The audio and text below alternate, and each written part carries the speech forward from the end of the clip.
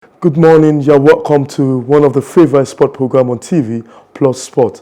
My name is Mudashiru Shitu, and today will not be different as we're looking at one of the most trending and important topic in the world of sport, and that's transgender and sport. And a lot of people have been talking several issues and policies have been on transgender and sport, whether they should include transgender athletes into sport. Talking with me on this issue is a very wonderful sport journalist from Voice of Nigeria, talking about Nneka. She is definitely going to deal with this issue with me. Good morning to her. Good morning, Nneka.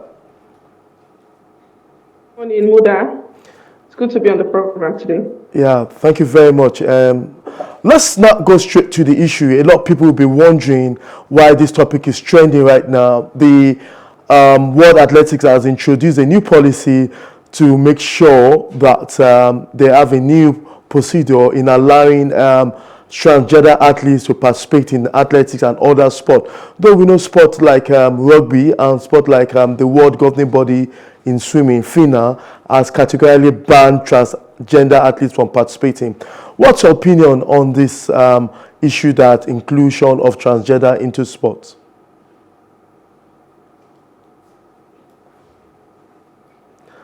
What's your opinion on this issue? I guess we have. Okay, first of all, transgender issue is not new. We've had that for a while now. Transgender issues. We've had some athletes compete then, but at that time there were no clear policies. There were no laws against transgender athletes until I think about 2014 or 2016, when a lot of policies now came up. A lot of sports federations came up with different policies. But the most important issue, right, why this issue now is big, is because of the disadvantages women athletes experience because of their gender counterparts. So now, people talk about disadvantage and why some people say it's a right. Some say it's an inclusion. Some say, what position do you think is preferable? Since some are saying it's going to be a disadvantage for a transgender athletes who compete in women's sport, that it will be undue advantage. Some said there's an issue of inclusion. That's to say that we should include everybody that has a human right. Which one is fair enough? Because when we talk about fairness, it has to be on both sides. What's your opinion on that? Yeah, I believe everyone has a right. The transgender have a right. The gays have their rights. The lesbians have their rights. The straight men and women have their rights. But in this situation, we're talking about competitive advantage. These ones, the transgenders, they have a competitive advantage over straight women. In this case, because we're actually talking about transgender female in purely female sports. These ones already have the hormone, the testosterone levels higher than a regular woman. And when you're competing as a semi-man, with a better advantage, with a better muscle mass, better strength, better strength and all. So it's going to be unfair for them to compete in the female category. It's a very, very big disadvantage. Look at the case of Castameya. Though she was female, but she had testosterone levels of regular males. And see what's happening with her case. She has been stopped competing in her known category, and it has really affected her. That is just an isolated case, but we're talking about people that were born male and after going through puberty and having the regular testosterone level of men, and now come to compete in men's field.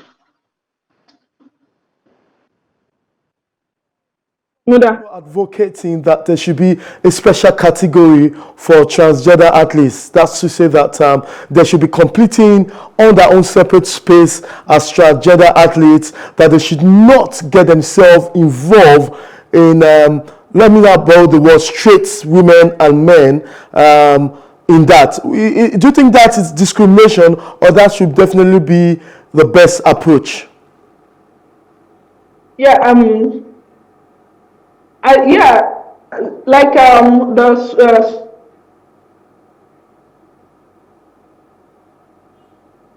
Okay. I didn't get the last part of that. From the earlier part,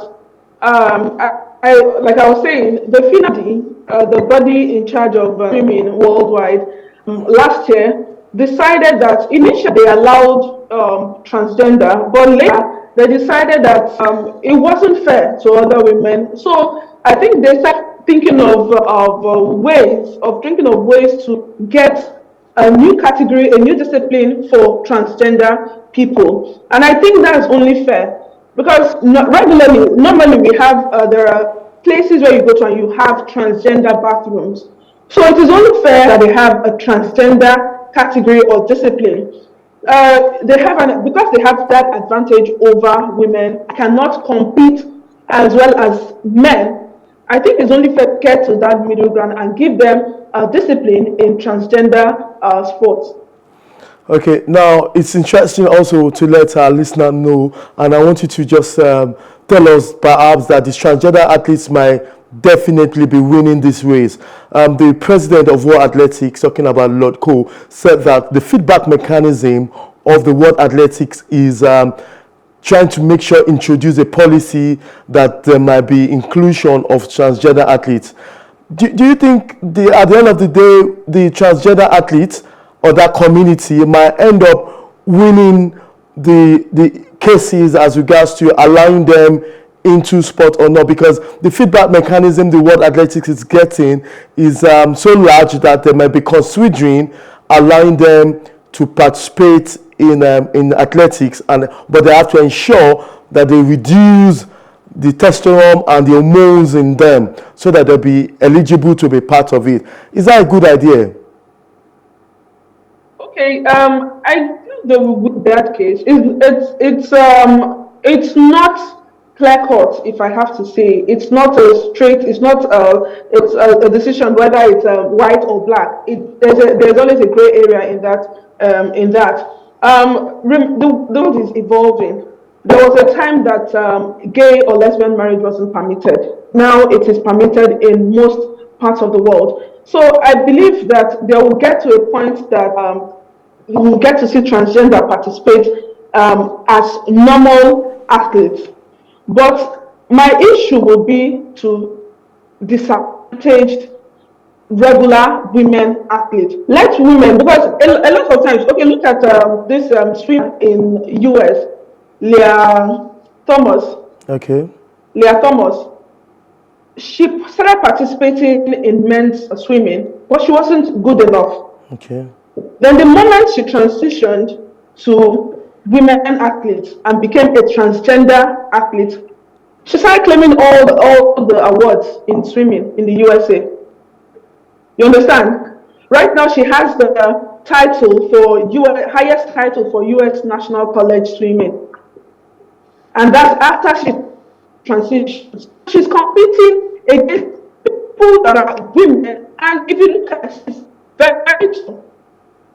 She's a tall woman. She was a tall man. Now she transitioned to a woman. She's now a tall woman. She has that advantage against.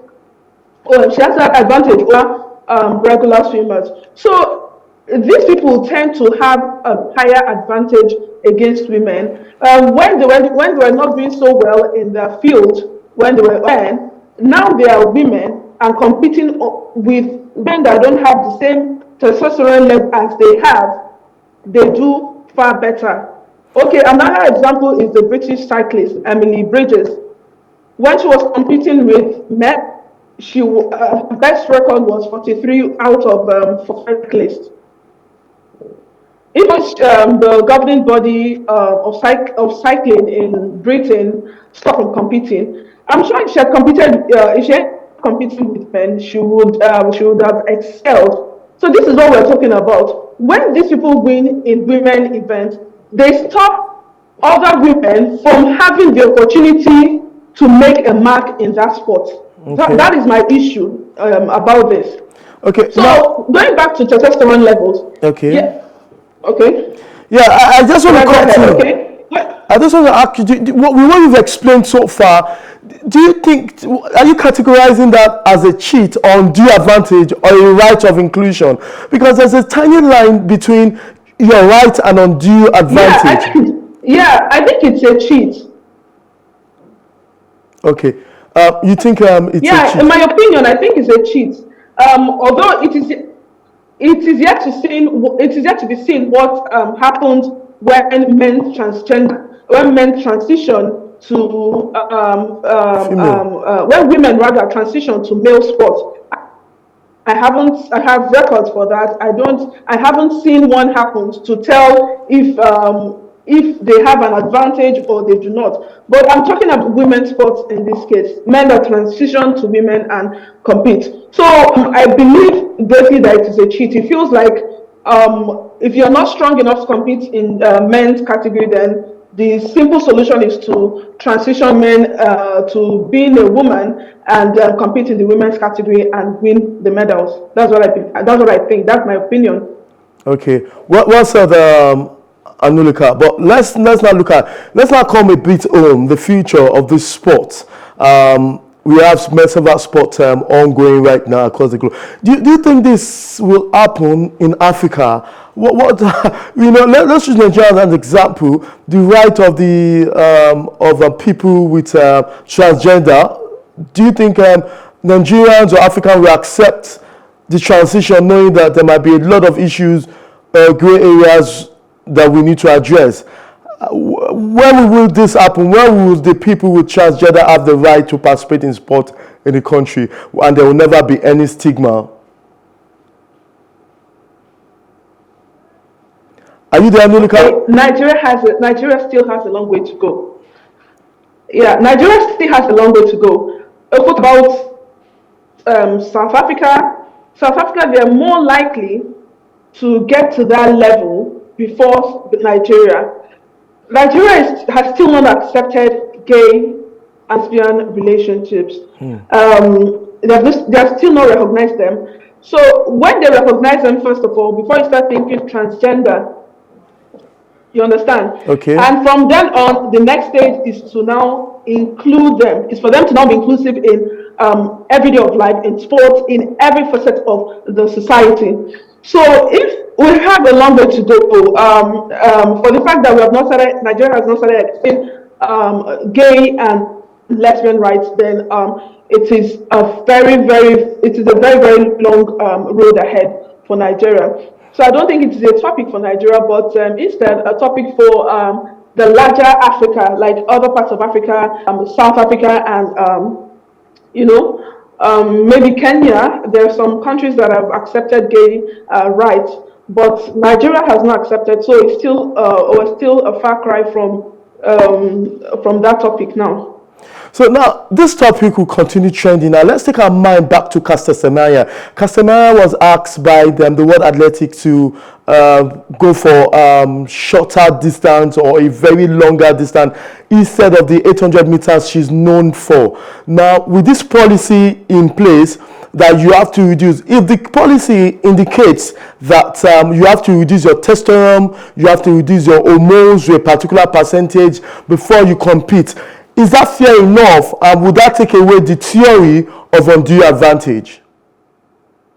Yeah, I can understand. For Caster Semenya, yeah, the truth is right. If we're going to tell ourselves the truth, is that Caster Semenya has an advantage, has discipline. You understand? Yeah. She has an advantage in her discipline. That was why the athletics body asked that the IAAF demanded that she reduces her testosterone levels. And it wasn't just as an Indian lady as well that was also affected by this decision. So ordinarily, Caster Semenya has an advantage over her other female competitors, even though it is not her fault. She was born that way, and we all acknowledge that Caster Semenya was born with higher levels of testosterone. But see how it's affecting her already. So for the same international to now include transgender people, people that have already gone through puberty as men, to now come back and compete as women. Those levels, those testosterone levels don't disappear. They remain in their system. So no matter what they want to say, what they want to tell us, those people have the advantage. Normally, women have testosterone levels between 0.7 to 2.8. Excuse me. And now the world bodies are asking that for transgender men, they should get those levels to, some are asking for 5, while some others are asking for 10. For them to get those levels down to those figures for about 12 months before they can compete. Already you're seeing that advantage. Already you're seeing that, because a regular woman has between 0.7 to 2.8. And that's depending on their 2.8 is for a younger woman. As you get older, those levels drop. So you can't tell me there is no advantage, because there are scientific studies to prove that these levels do not drop to that extent for transgender people. So already that advantage is there. So why is the World Athletic Body trying to change the policy, a new policy, or introduce a new policy? They said is feedback mechanism that is thinking that is allowing them to introduce a new policy. So is it a pressure from the community of transgender, or why will a world body? There is always yeah. So for example, we also have FINA. There is always a pressure. Okay, I'm listening. There is always a pressure from those people. There is always a pressure. Remember, as far back as the year 2000, if you watch movies from those periods, from before 2000, the issue of gay, lesbian, and homo and all that was not in the picture. You know, they were really scarce when you watch movies. After a while, there were pressures here, right, from gay rights, from LGBTQ activists, from several bodies, to include those in the movies. And now there is hardly a movie you watch that you don't see those characters in them. So there are pressures. There are pressures every day. Even when you're making a simple statement and, you know, innocently, you don't include the rights of LGBTQs. There are people that will spring up from nowhere and call you out and tell you you have disenfranchised them, you are infringing on their rights. So there are pressures every day, and I'm sure IAAF, World Athletics, FINA, football body FIFA, I believe they are also pressured by all these people. So let's not call a bit back home. You mentioned pressure, and I think that's the world. The community is a very large community, and there are stakeholders in decision making. Will that not pressure transcend into Nigeria a day in the future, whereby these communities will come out and say they have a right to participate in sport? Yes, there is always a pressure. Right now, there's a pressure. Right now, there is pressure from international communities to Nigeria rather, to allow these rights be, to allow this to exist, to allow these people remain, to recognize the rights of these people. There is pressure every day, and in future, I see it happening, because the only thing that is constant is change. I see it in the future. The pressures will come, but not in the near future. Okay. I don't think we'll see it in the next 10 years in Nigerian sports. Because the truth is, Africans, we are the same rigid sort of people. We are not open to things like that. There are gay and lesbians in Nigeria. They are everywhere. But the fact that they are not recognized, maybe in the next government dispensation, maybe those rights will be recognized. But for now, those rights are not recognized. So until those rights are recognized in Nigeria, before we start thinking of their rights in sports. Okay. I'm sure because of our time, let me just ask you this. What do you think is the most fair position in all this? Create a separate category for them, let them compete with each other. One. Secondly, let them reduce the level of testosterone in them for them to be eligible, or total eradication of these people away from sport. We know FINA, the body in charge of swimming, categorically has stated that nothing for transgender athletes. We also know rugby has also come out to say nothing for transgender athletes. But we know that World Athletics is neither here or there. Maybe because of the sport athletics, how global it is. FIFA, the world governing body in football, has not come out to say anything, or no footballer so popular has come out to say this is where I belong or not. But at the end of the day, every world governing body in sport has their own right and their own policy. But what do you think is the most fair position in all the three I've stated so far? Eradicate them totally, or reduce the level of testosterone, or just include them, or eradicate them, or give them a separate space for themselves? Yeah, among the three options you've been, I say a no to eradicating them completely.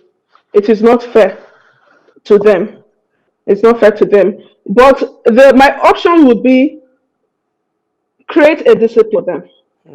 Because, like I said earlier, there is no amount of testosterone depressant drugs they can take that will get their testosterone levels to that of women.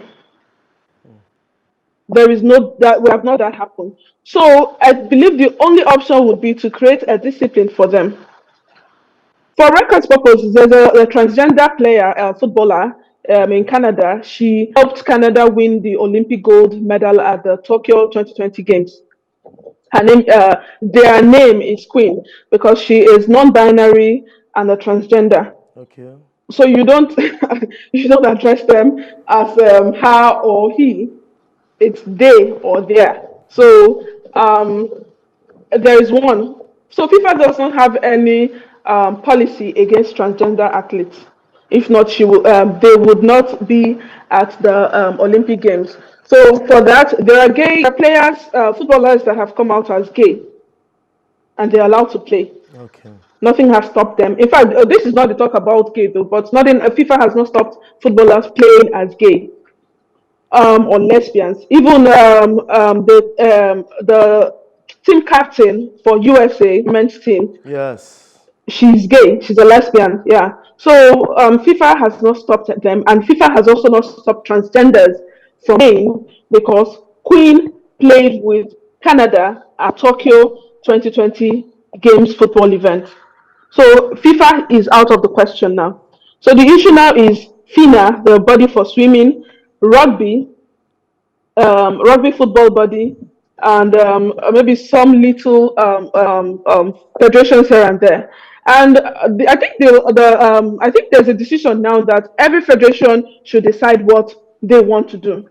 So there's no reps body, even a court of appreciation for sport is not delving into that matter. There is no umbrella body for sports in general that is saying a complete ban on this. So every sports federation will do whatever they decide. Thank you very much, Anulika. Obviously, it's a very trending topic and time is no longer on side. Thank you for being part of today's program. Yeah, thank you for having me. Yes, I hope to do this another time. Okay, yes, that's Anulika Menaya, who is a sport journalist with the Voice of Nigeria. And that's all we could take on today's program. I hope you enjoyed it. Same time tomorrow, we'll be giving you all what you need to know in the world of sport. I'm Mudashiru Shitu. Bye for now.